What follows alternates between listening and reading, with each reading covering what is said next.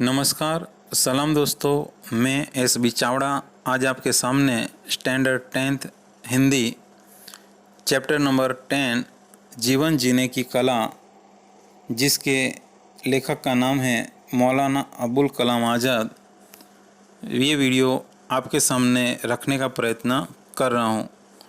दोस्तों, मेरी आपसे एक रिक्वेस्ट है, गुजारिश है कि मेरी इस चैनल को अगर सब्सक्राइब ना किया हो तो ज़रूर से कर देना। तो दोस्तों, सबसे पहले हम इस लेसन के बारे में प्रारंभिक जो समझूती है और लेखक का जो परिचय है वो प्राप्त करने का प्रयत्न करेंगे। जीने की कला, जिसके लेखक का नाम है मौलाना अबुल कलाम आज़ाद।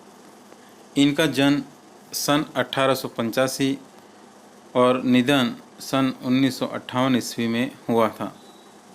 जाने माने शिक्षाविद चिंतक मौलाना अबुल कलाम आज़ाद यानी कि स्वतंत्र भारत के प्रथम शिक्षा मंत्री थे। वे प्रखर विद्वान एवं अरबी फारसी के ज्ञाता थे। साहित्य के क्षेत्र में आप ललित और चिंतनात्मक निबंध लेखक के रूप में जाने जाते हैं। आपकी दृष्टि से मनुष्य सर्वश्रेष्ठ प्राणी है, जिसे अन्य सजीवों से अलग तरह से रहना चाहिए। जीने की कला एक आवश्यक कला है। व्यक्ति को इस कला से भली भांति परिचित होना चाहिए। उसे चाहिए कि जीवन को भली भांति जिए, मरते मरते नहीं जीना चाहिए और मृत्यु के बारे में कभी सोचना ही नहीं चाहिए। हमारे जीवन में हरियाली की आवश्यकता है, सूखेपन या बंजरता की नहीं। खिले हुए पुष्प, बहते हुए झरने, गाते पंछी और बहती हवा आदि को देख मनुष्य प्रसन्नता का अनुभव कर सकता है। वस्तुतः हमारे धर्म, दर्शन और अध्यात्म के गहन दर्शन ने मनुष्य को अनावश्यक, गंभीर और कृत्रिम बना दिया है। उसे सहज नहीं रहने दिया है। जीवन का लक्ष्य आनंद की प्राप्ति करना होता है, जिसे सिद्ध करने में ही लगे रहना चाहिए। यहाँ पर ये जो लेखक है मौलाना अबुल कलाम आज़ाद, वो हमारे स्वतंत्र भारत के पहले शिक्षा मंत्री थे। कहते कि अबुल कलाम आज़ाद बड़े विद्वान थे और अरबी फारसी के भी जानकार थे और उन्होंने कई ललित और चिंतनात्मक निबंध भी लिखे हैं। यहाँ पर उन्होंने ये बताया है कि भाई मनुष्य जो है वो सबसे श्रेष्ठ प्राणी है, जिसे अन्य सजीवों से अलग तरह से रहना चाहिए। और उसके लिए वो ये मानते हैं कि जीने की कला जो है वो एक सबसे आवश्यक कला उन्होंने मानी गई है। वो कहते हैं कि व्यक्ति को इस कला से हमेशा परिचित रहना चाहिए। कहते हैं कि उसे जीवन में ये चाहिए कि हमेशा वो हंसी खुशी से जिए, मरते मरते जीना नहीं चाहिए और कभी मृत्यु के बारे में तो सोचना ही नहीं चाहिए। कहते हैं कि हमें ये जो प्रकृति के जो अलग अलग जो दृश्य है, जो तत्व है प्रकृति के, उनसे हमें ये सीख लेनी है कि जिस प्रकार ये जो पुष्प है, बहते झरने हैं, पंछी है, बहती हवा है, जब वो प्रसन्न है तो उन्हें देखकर हमें भी प्रसन्न रहना चाहिए, हमें भी खुश रहना चाहिए। तो इस प्रकार यहाँ पर लेखक मौलाना अबुल कलाम आज़ाद हमें ये बताते हैं कि हमारे जो धर्म और दर्शन है, यानी हमारे अध्यात्म के गहन दर्शन ने हमें एकदम गंभीर और कृत्रिम बना दिया है। इसीलिए हम सहज नहीं हैं। तो हमें इन सब से अलग होकर हमें जीवन का जो लक्ष्य है उस लक्ष्य को प्राप्त करना चाहिए, और वो लक्ष्य है आनंद की प्राप्ति करना। जिसे सिद्ध करने में ही हमें लगे रहना चाहिए। लोग सदा इस खोज में लगे रहते हैं कि जीवन को बड़े बड़े कामों के लिए काम में लाए, मगर वे यह नहीं जानते कि यहाँ सबसे बड़ा काम खुद जीवन है, अर्थात जीवन को हंसी खुशी में काट देना। यहाँ इससे ज़्यादा सरल काम कोई नहीं है कि मर जाए, और इससे ज़्यादा विकट काम कोई नहीं है कि जीते रहिए। जिसने यह मुश्किल हल कर ली, उसने जीवन की सबसे बड़ी गुत्थी सुलझा ली। यानी लेखक यहाँ पर कहते हैं कि भाई हमारे इस विश्व में कई ऐसे लोग होते हैं जो इस खोज में रहते हैं कि भाई अपने जीवन को किस किस काम में लगाए रहे कि भाई जीवन में सफलता प्राप्त हो।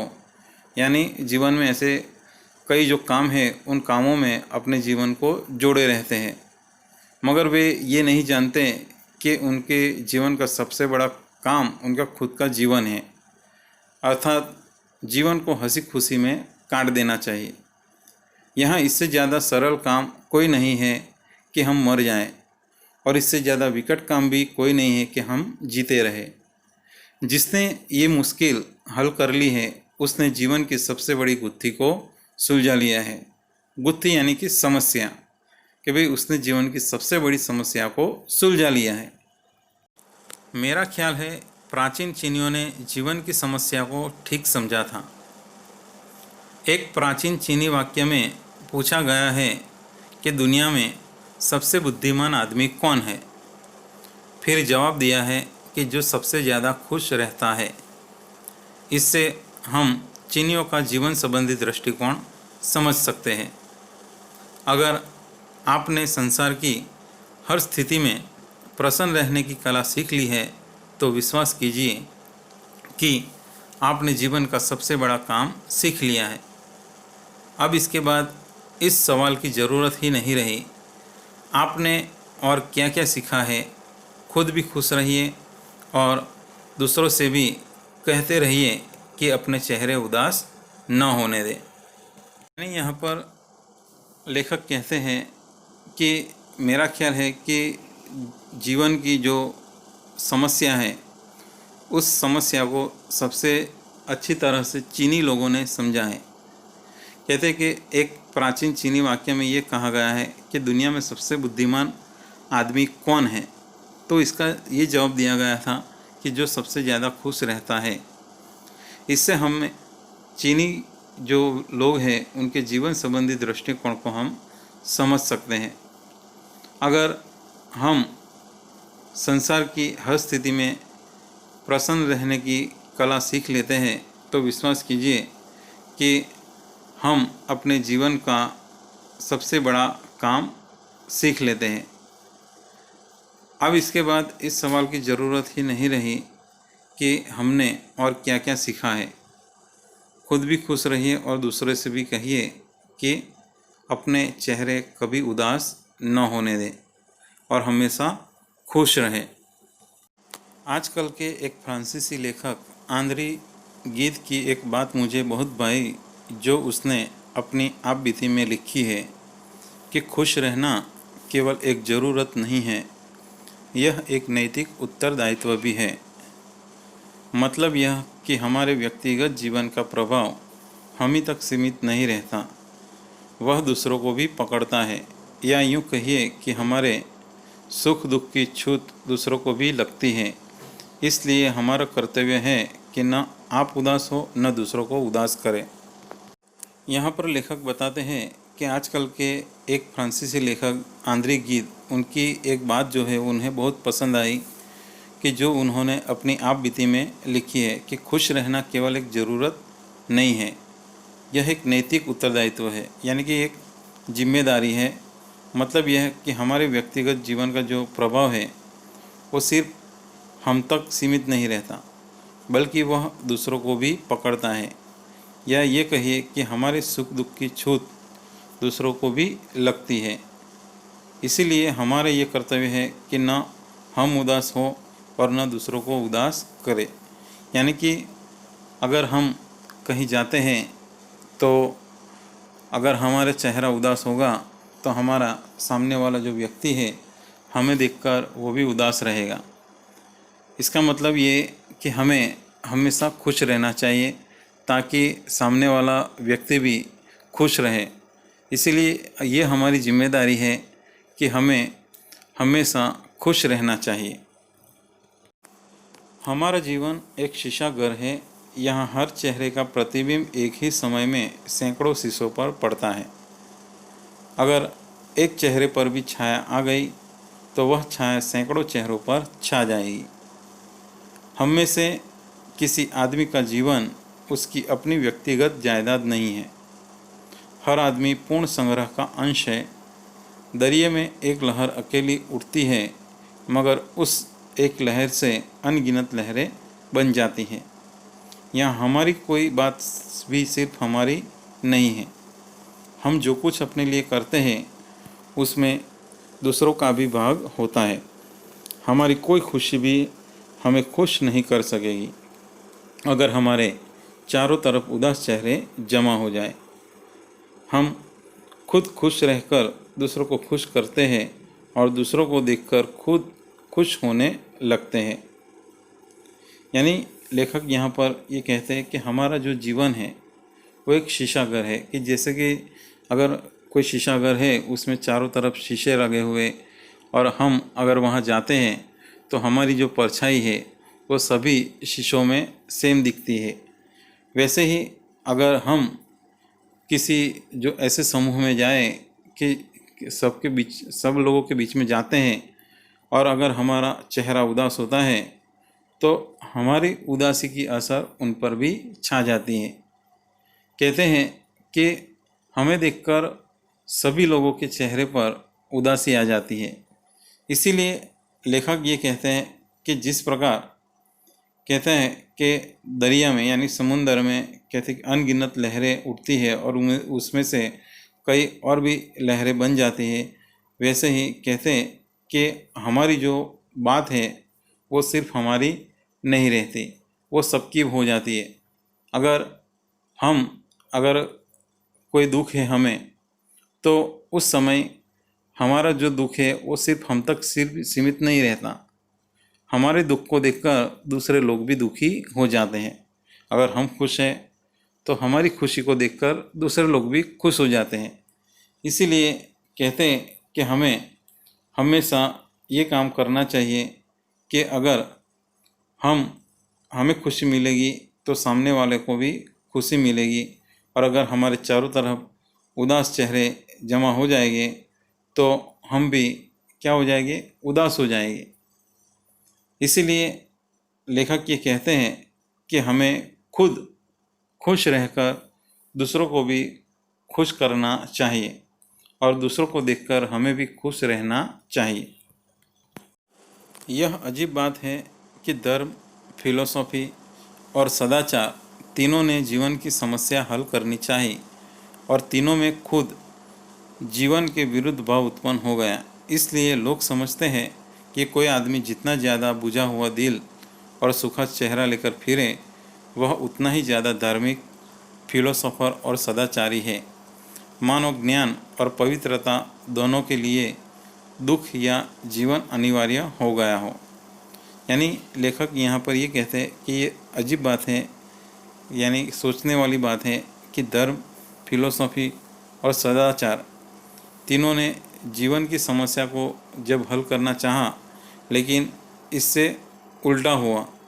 कहते हैं खुद जीवन के विरुद्ध भाव उत्पन्न हो गया। इसीलिए आजकल लोग यही समझते हैं कि जो इंसान सबसे ज़्यादा बुझा हुआ दिल, बुझा यानी कि निराश, बराबर यानी हताश दिल लिए घूमता हो, जिसका चेहरा एकदम सूखा हुआ हो, और कहते कि वो उतना ही ज़्यादा धार्मिक, फिलोसोफर और सदाचारी माना जाता है। जैसे कि ज्ञान और पवित्रता दोनों के लिए दुख का जीवन ही अनिवार्य हो गया हो। यानी ऐसे इंसानों के जीवन में वो लोग दुखी ही दिखाई देते हैं।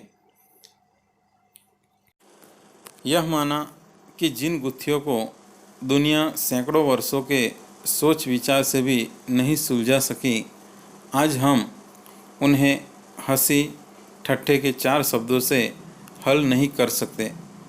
मगर यह तो मानना पड़ेगा कि यहाँ सत्य की ओर से आंखें बंद नहीं की जा सकती। एक भक्त, एक साधु, एक फिलोसोफर का सूखा चेहरा बनाकर हम उस चित्र में नहीं खप सकते जो प्रकृति के विश्वकर्मा हाथों ने यहाँ खींच दिया है। जिस चित्र में सूरज का चमकता हुआ मस्तक, चांद का हंसता हुआ चेहरा, तारों की झलमलाती हुई आंखें, पेड़ों का नृत्य, पंछियों का संगीत, बहते हुए पानी की तरंगे, खिलते हुए फूलों की बहारें अपनी शोभा दिखा रही है, वहाँ हम एक बुझे हुए दिल और सूखे हुए चेहरे के साथ स्थान नहीं पा सकते। प्रकृति की इस रूप सभा में तो वही जीवन सज सकता है जो अपने वक्ष में दमकता हुआ दिल और चेहरे पर चमकती हुई आंखें रखता हो, और जो चांदनी में चांद की तरह निखरकर, तारों की छाहों में तारों की तरह चमककर, फूलों की क्यारी में फूलों की तरह खिलकर अपना स्थान ले सकता हो। पर लेखक ये कहना चाहते हैं कि ये माना गया है कि जिन गुत्थियों को दुनिया सैकड़ों सालों से सोच विचार से भी नहीं सुलझा सकी, आज हम उन्हें इस प्रकार हठी ठट्ठे के 4 शब्दों से हल नहीं कर सकते। लेकिन हमें ये मानना जरूर पड़ेगा कि यहाँ सत्य की ओर से हम आंखें बंद नहीं कर सकते। एक भक्त, साधु और फिलोसोफर का सूखा चेहरा बनाकर हम उन चित्रों में खप नहीं सकते, हम उनके प्रभाव में आ नहीं सकते जो प्रकृति के विश्वकर्मा हाथों ने यहाँ खींच दिया है। यानी जिस प्रकृति को ऊपर वाले ने, ईश्वर ने अपने हाथों से इस प्रकृति को बनाया है, वहाँ हम ऐसे बुझे हुए दिल से ऐसे सूखा चेहरा लेकर घूम नहीं सकते। जिस चित्र में सूरज का चमकता हुआ मस्तक, चांद का हंसता हुआ चेहरा, तारों की झिलमिलाती हुई आंखें, पेड़ों का नृत्य, पंछियों का संगीत, बहते पानी की तरंगे, खिलते हुए पुष्प यानी कि फूलों की बहारें अपनी शोभा दिखा रही है, वहाँ हम एक बुझे हुए दिल और सूखे हुए चेहरे के साथ स्थान नहीं पा सकते।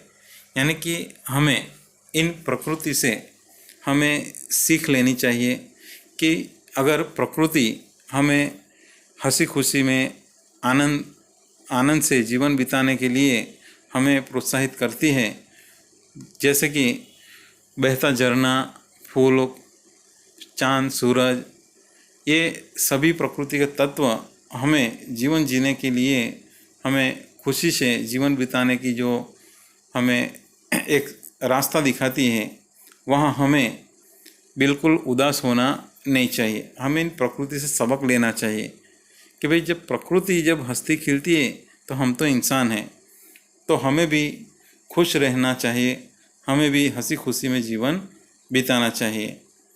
कहते हैं कि प्रकृति की इस रूप सभा में तो वही जीवन सज सकता है जो अपने वक्ष में दमकता हुआ दिल और चेहरे पर चमकती हुई आंखें रखता हो। यानी जिसके अंदर प्रकृति को देखने का जो नज़रिया है, जिसका अच्छा हो, वही इंसान उसके साथ उसी की तरह जीवन जीना सीख सकता है। कहता है कि उसी की तरह चांदनी में निखर सकता है, तारों की छाह में तारों की तरह वो चमक सकता है, और फूलों की क्यारी में फूलों की तरह खिलकर अपना स्थान प्राप्त कर सकता है। तो इस प्रकार लेखक मौलाना अबुल कलाम आज़ाद ने यहाँ पर जीवन जीने की कला का महत्व बताया है। इसलिए वो कहते हैं कि इंसान जीवन जीने की कला है कि हमें अपना जो जीवन है हमेशा हंसी खुशी में बिताना चाहिए। कभी भी हमें अब हमारे चेहरे पर, हमारे हृदय में उदासी या दुख का भाव लाना नहीं चाहिए। स्वाध्याय निम्नलिखित प्रश्नों के नीचे दिए गए विकल्पों में से सही विकल्प चुनकर उत्तर लिखिए। मनुष्य जीवन को किस काम में लाया जाना चाहिए? तो उसका जवाब है हंसी खुशी में बिताने में। दूसरा प्रश्न है, आदमी ज़्यादा धार्मिक, फिलोसोफर और सदाचारी लगता है, ऐसा लोग कब समझते हैं? तो जब वह धर्म की बातें करते हो, यानी क आएगा। तीसरा है, लेखक के मतानुसार जीवन की समस्याओं को किस प्रजा ने ठीक से समझा था? तो क है चीनी। एक एक वाक्य में उत्तर लिखिए। जीवन की सबसे बड़ी गुत्थी कैसे सुलझाई जाए? तो जीवन की सबसे बड़ी गुत्थी हंसी खुशी में जीवन बिताने में बितानी चाहिए। दूसरा प्रश्न है, जीवन की समस्या किसने ठीक समझा था? यानी जीवन की समस्या को किस प्रजा ने ठीक समझा था? तो उसका आंसर है चीनी लोगों ने। दुनिया में सबसे बड़ा बुद्धिमान कौन है? तो जो अपना जीवन हंसी खुशी में बिताता हो, यानी जो ज़्यादा खुश रहता। 2-3 वाक्य में उत्तर लिखिए। प्रसन्न रहने की कला क्या है? तो प्रसन्न रहने की जो कला है कि भाई जीवन का जो उद्देश्य है वो है आनंद प्राप्त करना, और इसके लिए प्रसन्न रहना जरूरी है। खिले हुए पुष्प, बहते झरने, गाते पंछी, पेड़ों का नृत्य, चमकते तारे और चांद के हंसते चेहरे और चमकते सूरज आदि को देखकर हम जब प्रसन्न होते हैं, प्रसन्न रहने के लिए इसका अवलोकन हमें करना चाहिए, यानी इन्हें देखते रहना चाहिए। दूसरा प्रश्न है, खुश रहना केवल एक ज़रूरत नहीं है, एक नैतिक उत्तरदायित्व भी है। कैसे? तो मनुष्य के व्यक्तिगत जीवन का प्रभाव उस तक ही सीमित नहीं रहता, वह दूसरों पर भी पड़ता है। सुख दुख की छूत दूसरों को भी लगती है। अगर हम उदास हो गए तो हमें देखकर दूसरे भी उदास हो गए। जब हम खुश हो गए तो हमें देखकर दूसरे भी खुश हो गए। इस तरह खुश रहना केवल एक ज़रूरत नहीं है, बल्कि एक नैतिक उत्तरदायित्व भी है। तीसरा प्रश्न है, हमारी खुशी हमें कब खुश नहीं कर सकती? तो हम जो कुछ अपने लिए करते हैं उसमें भी दूसरों का भाग, यानी कि उनका हिस्सा होता है। हम खुद खुश होकर दूसरों को खुश करते हैं और दूसरों को खुश देखकर हम भी खुश होते हैं। लेकिन जब हमारे चारों तरफ उदास चेहरे जमा हो जाए, तब हमारी अपनी खुशी हमें खुश नहीं कर सकती। आगे का प्रश्न है कि निम्नलिखित प्रश्नों के सविस्तर उत्तर लिखिए। आदमी का जीवन उसकी अपनी व्यक्तिगत जायदाद क्यों नहीं है? तो इसका आंसर है कि हमारा जो जीवन है वो एक शीशे घर की तरह है। हम जो भी करते हैं उसका प्रतिबिंब एक ही समय में सैकड़ों लोगों पर पड़ता है। हर आदमी पूर्ण संग्रह का अंश है। वह जो कुछ अपने लिए करता है उसमें दूसरों का भी भाग होता है। दूसरे लोग जो कुछ करते हैं उससे वह भी प्रभावित होता है। इसलिए आदमी का जीवन उसकी अपनी व्यक्तिगत जायदाद नहीं है। दूसरा प्रश्न है, हम बुझे हुए दिल और सूखे हुए चेहरे के साथ कहाँ स्थान नहीं प्राप्त कर सकते? तो इसका आंसर है कि बुझे हुए दिल और सूखे हुए चेहरे धर्म, फिलोसॉफी और सदाचार के प्रतीक माने गए हैं। कहते हैं कि जिस चित्र में सूरज का चमकता हुआ मस्तक, चांद का हंसता हुआ चेहरा और तारों की झिलमिलाती हुई आंखें और पेड़ों का नृत्य, पंछियों का संगीत और बहते पानी की तरंगें तथा खिलते फूलों की बहारें अपनी शोभा दिखा रही है, वहाँ हम बुझे हुए दिल और सूखे हुए चेहरे के साथ स्थान प्राप्त नहीं कर सकते। ग्रामर है, निम्नलिखित शब्दों से कर्तृवाचक संज्ञा बनाइए। कला, तो उसका जवाब है कलाकार। नीति, तो नीतिज्ञ। बात, तो बातूनी। दिल, तो दिलदार। सदाचार, तो सदाचारी। संगीत, तो संगीतकार। नृत्य, तो नृत्यकार। अब विशेषण बनाने हैं। संसार, तो सांसारिक। विश्वास, तो विश्वासु। प्रतिबिंब, तो प्रतिबिंबित। प्रकृति, तो प्राकृतिक। समय, तो सामयिक। अंश, तो उसका आंसर है आंशिक। अब बहुवचक संज्ञा बनानी है। प्रसन्न, तो प्रसन्नता। सरल, तो सरलता। बड़ा तो बड़प्पन, खुश तो खुशी, उदास तो उदासी, बहुत तो बहुतायत, आदमी तो आदमियत। तो इस प्रकार हमने यहाँ तक ये जो लेसन है वो पढ़ने और समझने का प्रयत्न किया है। दोस्तों, आपको मेरा ये वीडियो ज़रूर पसंद आया होगा। तो दोस्तों, आपको मेरा ये वीडियो ज़रूर पसंद आया होगा। दोस्तों, मेरी आपसे एक रिक्वेस्ट है कि अगर मेरे इस चैनल को अभी भी सब्सक्राइब न किया हो तो ज़रूर से कर देना।